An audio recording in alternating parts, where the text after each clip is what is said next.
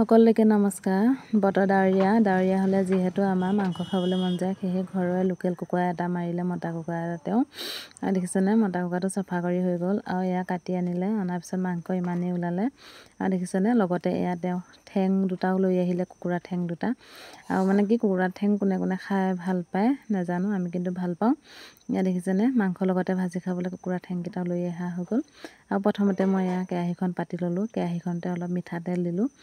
আৰু মিঠাতেল দিয়াৰ পিছতে মই ধুনীয়াকৈ তেলখিনি গৰম হোৱাৰ পিছত পিঁয়াজ দি দিলোঁ। পিঁয়াজ আৰু কেঁচা জলকীয়াও দুটামান দি দিছোঁ লগতে। এয়া দেখিছেনে, এয়া তেল গৰম হৈ গৈছে আৰু লগে লগে এয়া দেখিছেনে, মই মাংসখিনি দি দিলোঁ। মাংসখিনি দিয়াৰ পিছতে এয়া দেখিছেনে, লৰাই দিয়া হৈছে।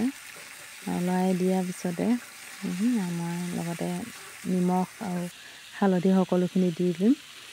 এয়া আৰু বিশেষ মানে কি, যি চব্জিয়ে নহওক বেছি মা মছলা মিক্স নকৰোঁ, নৰ্মেলকৈ খাওঁ, ইমানকৈ দি নাখাওঁ, মানে মছলা নিদিওঁ। আৰু এয়া দেখিছেনে, লগতে মই বিলাহী আলু লগত দি দিলোঁ। এয়া ধুনীয়াকৈ দি দিলোঁ দেই, ৰং এটা উঠিছে। আৰু কিন্তু লোকেল কুকুৰা খোৱা মজাটোৱে বেলেগ ন, খাই বৈ দেহাটো যে কিমান ভাল লাগে ৰাতিপুৱালৈ লোকেল কুকুৰা খোৱাৰ পিছত।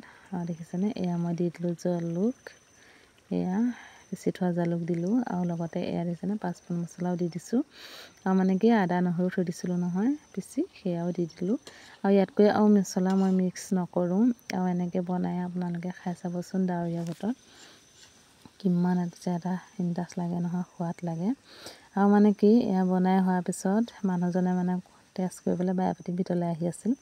সেইবাবে হোৱাৰ পিছতে মই অকণমান তেওঁক টেষ্ট কৰিবলৈ দি দিলোঁ আৰু নিজেও অকণমান টেষ্ট কৰি চালোঁ, খাবলৈ খুব মজা। আজি ভিডিঅ'টো ইমানেই।